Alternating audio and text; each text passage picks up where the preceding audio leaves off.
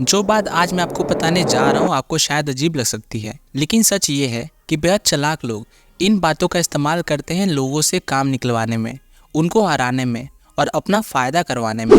चालाकी सीखना अच्छी बात है, सीखो, लेकिन इसका इस्तेमाल आपको दूसरों की चालाकियों से बचने के लिए करना चाहिए, किसी का नुकसान करने के लिए नहीं। एंड जिंदगी में कई बार चालाकियाँ करना जरूरी होता है। आप किसी का नुकसान नहीं करते हो, लेकिन अगर यह चालाकी आपको आती है तो आप नुकसान से बच सकते हो। फर्स्ट टाइम ऐसे फॉर्मेट में वीडियो बनाने जा रहा हूँ, अच्छा लगे तो लाइक जरूर करना। तो शुरू करते हैं। Play a sucker to catch a sucker, सिम डमर then you mark. Iqbal film में जब मैच के आखिरी ओवर बाकी रहता है तो इकबाल कैप्टन से जीत करके बॉल ले लेता है और वह एक के बाद एक 4 लूज बॉल डालता है। चारों बॉल्स बिल्कुल एक जैसी डालता है। बैट्समैन चारों बॉल्स पर सेम डायरेक्शन में 4 चौके मारता है। इकबाल ग्राउंड्स पर ऐसा दिखावा करता है जैसे उससे ये लूज बॉल गलती से गई हो। बैट्समैन को भी यकीन हो जाता है कि इकबाल बेवकूफ़ सा बॉलर है, लेकिन 5वीं बॉल डालने से पहले इकबाल उठकर धीरे से मुस्कुराता है और फील्डर को एक इशारा कर देता है। बैट्समैन ये इशारा नहीं देख पाता। बैट्समैन को पूरा यकीन होता है कि ये बॉल पे बिल्कुल वैसे ही लूज बॉल आएगी, और होता भी ऐसा ही है। इकबाल फिर से सेम बॉल डालता है और बैट्समैन को लगता है कि इस बार भी वो चौका मार देगा। वो सेम शॉट खेल देता है, लेकिन इस बार एक फील्डर उसके ये शॉट खेलते ही वहां पहुंच जाता है और वो कैच ले लेता है। ये इस लॉ का परफेक्ट एग्जाम्पल है। आप बेवकूफ नजर आओ, दूसरों को स्मार्ट नजर आने दो और अपना काम निकलवा लो। स्मार्टनेस एक ऐसी क्वालिटी है जिससे कम से कम दिखावा करना चाहिए, लेकिन सिर्फ इतना ही नहीं, आपकी पसंद और आपकी हॉबीज भी आपका स्मार्टनेस शो करती है। अगर आप लोगों को ये यकीन दिला देते हो कि उनके इंटरेस्ट, उनकी हॉबीज आपसे ज़्यादा बेहतर है, तो उनका आप पर भरोसा बढ़ जाता है। वो आपको अपने आसपास रखना चाहते हैं क्योंकि आपके करीब रहने से वो ज़्यादा बेटर फील करते हैं, वो ज़्यादा स्मार्ट नजर आते हैं। Number 2, never put too much trust in friends, learn how to use enemies. अब जो मैं आपको बताने वाला हूँ, जिनके साथ हुआ है वो लोग इससे बहुत रिलेट करेंगे, और जिनके साथ नहीं हुआ है उन्हें ये बातें अजीब लगेंगी। वो सोचेंगे कि ये क्या बकवास कर रहा है, मेरे दोस्त ऐसे थोड़ी है।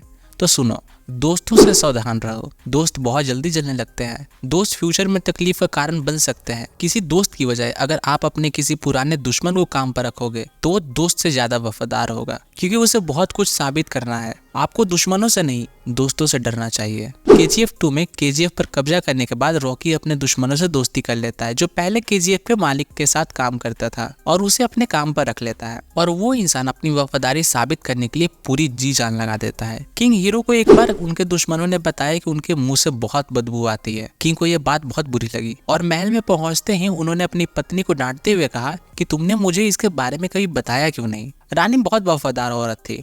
उसने कहा कि महाराज, मुझे लगता था कि शायद सभी मर्दों के मुंह से इसी तरह की बदबू आती होगी। इस इंसिडेंट से ये बात साफ हो जाती है कि जो बुराई साफ दिखाई देती है उसके बारे में हमारे दुश्मन हमारे दोस्तों से ज्यादा जानते हैं। क्योंकि आप अपने दोस्तों को अच्छी तरह जानते भी हो तो फिर दोस्त रहते हुए अजनबी पर डिपेंड क्यों रहना। दिक्कत यह है कि अक्सर आप अपने दोस्तों को उतनी अच्छी तरह नहीं जानते जितना आपको लगता है। दोस्त अक्सर बहस टालने के लिए आपकी हाँ में हाँ मिला देते हैं। आपको तकलीफ ना हो इसलिए वो आपकी बैड क्वालिटीज छुपा लेते हैं। जब आप मजाक करते हो तो थोड़ा ज्यादा हंसते हैं। असल में आपको पता ही नहीं होता कि आपके दोस्तों के मन में आपके लिए रियल इमोशंस क्या है।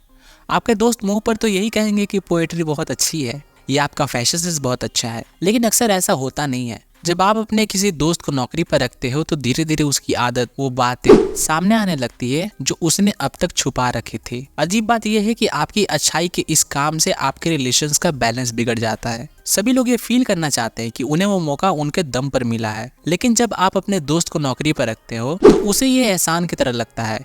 वो जानते हैं कि उन्हें एबिलिटी के दम पर नहीं बल्कि दोस्ती की वजह से नौकरी मिली है। इस बात से वो मन परेशान हो जाते हैं। रोमन हिस्टोरियन टेस्टर्स ने कहा कि लोग अपने साथ हुए एहसान का बदला चुकाने की बजाय अपने नुकसान का बदला चुकाने के लिए ज्यादा तैयार रहते हैं, क्योंकि शुक्रगुजारी एक बोझ है लेकिन बदला लेने में मजा है। जब आप दोस्त को नौकरी पर रखते हो तो आपकी पावर लिमिटेड हो जाती है। बहुत कम मामलों में ऐसा होता है कि आपका दोस्त भी उस काबिल हो जिस काम के लिए आपने उसे रखा हो। वर्किंग एनवायरनमेंट में लोगों के बीच थोड़ी दूरी होनी चाहिए। आप दोस्त बनाने नहीं बल्कि काम करने की कोशिश करें। पावर हासिल करने का तरीका ये है कि आपको ये अंदाजा लगाना आना चाहिए कि आपको सबसे ज्यादा फायदा कौन पहुंचा सकता है। दूसरी तरफ आपके दुश्मन एक गोल्ड माइन की तरह है जिनका इस्तेमाल करना आपको आना चाहिए। जब आप किसी पुराने दुश्मन को काम पर रखते हो तो वो जीत तोड़ मेहनत करता है, ये साबित करने के लिए कि आपने उसको चुनकर कोई गलती नहीं की है। इसलिए जब भी मौका मिले अपने दुश्मनों की दुश्मनी दफन कर दो और उसे अपने काम के लिए रखने की कोशिश करो। दुश्मनों की मौजूदगी से परेशान मत होइए, बल्कि आप दोस्त के बजाय दुश्मन के साथ बेटर सिचुएशन में होते हो, क्योंकि दोस्तों के मामले में आपको पता ही नहीं होता कि आपको दोस्तों में से छुपा हुआ दुश्मन कौन है। Number 3, conceal your intention. आप किस मकसद से काम कर रहे हो ये जाहिर मत होने दो। इससे आपका कॉम्पिटिटर अंधेरे में रहेंगे और अपना प्लान भी नहीं बना पाएंगे। अगर उन्हें इस बात का अंदाजा ही नहीं होगा कि आप क्या करना चाहते हो, तो वो कभी अपना रक्षा का प्लान बना ही नहीं सकेंगे। इस तरह से आप उन्हें गलत दिशा में काफी दूर तक ले जा सकते हो और काफी समय तक गुमराह कर सकते हो उसको। जब तक उन्हें आपके इरादों का एहसास होगा, तब तक बहुत देर हो चुकी होगी। ज्यादातर लोग खुली किताब की तरह होते हैं। वो अपने मन की बात तत्काल कह देते हैं। वो मौका मिलते ही अपने थॉट्स एक्सप्रेस कर देते हैं। वो अपने प्लान्स के बारे में लगातार बोलते रहते हैं। वो ऐसा कई वजह से करते हैं। पहली बात, अपने इमोशंस और फ्यूचर प्लान के बारे में बात करने की अर्ज बहुत नेचुरल होती है। अपनी जुबान पर लगाम कसना और अपनी बातों पर कंट्रोल करना मुश्किल होता है। दूसरी बात यह है कि कई लोग ये मानते हैं कि ईमानदारी और साफ बातें करने से वो लोगों के दिल जीत लेंगे और अपनी अच्छाइयों को साबित कर देंगे। असल में वो गलतफहमी में रहते हैं। ईमानदारी एक ऐसी ब्लंट हथियार है जिससे कटता कम है लेकिन खून ज्यादा बहता है। आपकी ईमानदारी से लोगों को तकलीफ पहुंचने की पॉसिबिलिटी ज्यादा होती है। इसलिए समझदारी इसी में है कि अपने शब्दों को नाप तोल कर बोलो। समझदारी इसमें है कि लोगों से वही कहो जो लोग सुनना चाहते हैं। ये समझदारी नहीं है कि आप उन्हें वो कड़वा सच बता दो जो आप महसूस करते हो या सोचते हो। इससे भी बड़ी बात ये है कि जब आप अपने फ्यूचर प्लान्स और इंटेंशन के बारे में खुलकर बताते हो, तो आपके बारे में कुछ भी छिपा नहीं रह जाता। ऐसी सिचुएशन में लोग ना तो आपकी इज्जत करेंगे, ना आपसे डरेंगे। और ये याद रखिए कि जिसकी लोग इज्जत नहीं करते, जिससे लोग डरते नहीं, उनके पास पावर कभी नहीं आता। अगर आप पावर चाहते हो तो आपको अपने इरादों को छुपाने की कला सीखनी होगी। जब आप इस कला में माहिर हो जाओगे तो बहुत फायदे में रहोगे।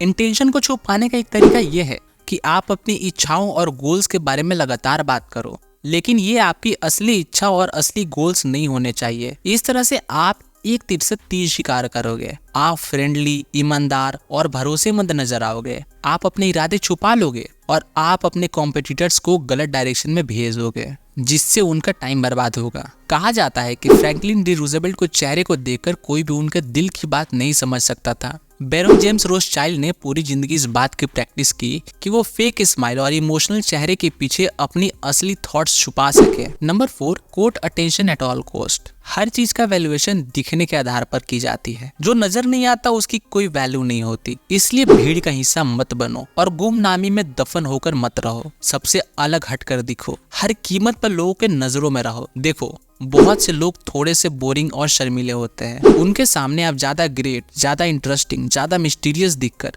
आप ऐसा मैग्नेट बन सकते हो जो सबका ध्यान अपनी ओर खींचेगा। अपने आसपास के लोगों से ज्यादा चमकदार दिखना एक ऐसी कला है जो पैदाशी नहीं मिलती। आपको लोगों का ध्यान अपनी तरफ अट्रैक्ट करना सीखना पड़ता है। अपने करियर के शुरुआत में ही आपको अपना नाम और रेपुटेशन किसी एक क्वालिटी या इमेज से जोड़ लेना चाहिए, ताकि आप दूसरे से अलग नजर आ सको। ये इमेज कुछ भी हो सकती है, जैसे कपड़ों का कोई खास स्टाइल, पर्सनैलिटी की कोई यूनिक बात। एक बार जब आपकी रेपुटेशन बन जाती है, आपके पास एक दिखावे का आसमान तैयार हो जाता है, जिसमें आपका ही सितारा जगमगाता रहता है। ये सोचना गलत है कि आपका यह अनोखा रूप कंट्रोवर्शियल नहीं होना चाहिए। यह लोगों का क्रिटिसिज्म बुरी बात है। सच्चाई से बिल्कुल उलट है। क्रिटिसिज्म से बचने की कोशिश मत करो। रॉबर्ट ग्रीन कहते हैं कि किसी दूसरे को अपने से ज्यादा बदनाम मत बनने दो। आपको इस बात की फिक्र नहीं होनी चाहिए कि लोग आपकी तरफ ध्यान क्यों दे रहे हैं। लोग का ध्यान चाहे जिस भी वजह से आपकी तरफ हो, आपको उसका फायदा ही होता है। लोग आपको नजरअंदाज करें, इससे अच्छा यह है कि लोग आपको क्रिटिसाइज करें। कम से कम आप चर्चा में तो रहोगे। किसी ऊंची पोस्ट पर बैठे इंसान को क्रिटिसाइज करने से आप चर्चा में आ जाते हो, लेकिन इस स्ट्रैटेजी का इस्तेमाल कभी कभार ही करना चाहिए, क्योंकि बार बार ऐसा करने से लोग आपको सीरियसली लेना बंद कर देंगे। पैब्लो पिकासो ने कभी खुद को इग्नोर नहीं होने दिया। वो हमेशा पब्लिक के सामने नई पेंटिंग्स की ऐसी सीरीज रख देते थे जो सबके एक्सपेक्टेशन से एकदम डिफरेंट होती थी। वो ये मानते थे कि इससे पहले कि लोग उनकी पेंटिंग स्टाइल से यूज्ड टू हो जाए, उन्हें आदत हो जाए। कुछ बुरी और परेशान कर देने वाली पेंटिंग बनाकर उन्हें हैरान कर देना चाहिए। आप एक बार ध्यान में रखो कि लोग खुद को उस इंसान से बेटर मानते हैं जिनके बारे में अंदाजा लगा सके कि वो नेक्स्ट क्या करेगा। अगर आप उनके अंदाजे के उलट जाकर उन्हें ये बता देते हैं कि कंट्रोल आपके हाथ में है, तो आपको उनकी रिस्पेक्ट भी मिलेगी और आप लंबे समय तक उन्हें अट्रैक्ट भी कर सकोगे। Number 5, get others to do the work for you but always take the credit. अपने गोल्स तक पहुंचने के लिए दूसरे के इंटेलिजेंस, नॉलेज और मेहनत का इस्तेमाल करो। इस तरह ना सिर्फ आप अपनी कीमती वक्त और एनर्जी बचाओगे, बल्कि इससे ये भी इमेज बनेगी कि आप बहुत तेज और बहुत अच्छी तरह काम करते हो। आप दूसरों से जो काम करवा सकते हो वो काम आपको कभी भी खुद नहीं करनी चाहिए। आर्टिस्ट पीटर पॉल रूबेंस के करियर के पीक पर जब उनकी पेंटिंग्स की डिमांड काफी ज्यादा बढ़ गई तो उन्होंने एक सिस्टम बनाया। उन्होंने कई पेंटर्स को नौकरी पर रख लिया। उनमें से कई कपड़ा बनाने में माहिर थे, कोई बैकग्राउंड बनाने में माहिर था। इस तरह से अलग अलग एरियाज के अलग अलग एक्सपर्ट्स पेंटर थे। उनके स्टूडियो में एक साथ कई पेंटिंग्स पर काम चलता था। जब कोई इंपॉर्टेंट कस्टमर स्टूडियो देखने आता था तो रूबेल उस दिन नौकरी पर रखे सारे पेंटर को भगा देते थे। जब कस्टमर स्टूडियोज में देखते तो उसे रूबेल्स की अनबिलीवेबल तेजी और एनर्जी के साथ साथ कई पेंटिंग्स पर काम करते हुए दिखाई देते। कस्टमर हैरान रह जाते कि यार ये इंसान कितना एक्स्ट्रा ऑर्डिनरी है जो इतने कम समय में इतने सारे मास्टरपीस पेंट कर सकता है। यही इस लॉ का मतलब है, काम दूसरों से करवाना सीखो और क्रेडिट खुद लो, ताकि लोगों को ये लगे कि आप में अलग ही पावर है। ऐसे लोगों को ढूंढो जिनमें एबिलिटी है, वो क्रिएटिविटी है जिनकी आप में कमी हो। या तो उन्हें नौकरी पर रख लो, या उनके काम पर अपना लेबल लगाना शुरू कर दो, या फिर उनके काम पर अपने नाम को चिपकाने का कोई दूसरा तरीका ढूंढो। इस तरह से उनकी क्रिएटिविटी आपकी क्रिएटिविटी बन जाएगी और आप जीनियस नजर आओगे। थॉमस एडिसन ने भी उनके पास कई इंजीनियर को नौकरी पर रखा था। उन्हीं में से एक निकोला टेस्ला भी थे, लेकिन सबके इन्वेंशन का क्रेडिट एडिसन ने लिया। अगर बातें काम की लगी हो तो सब्सक्राइब कर देना। मिलते हैं नेक्स्ट वीडियो में, तब तक के लिए जय श्री राम।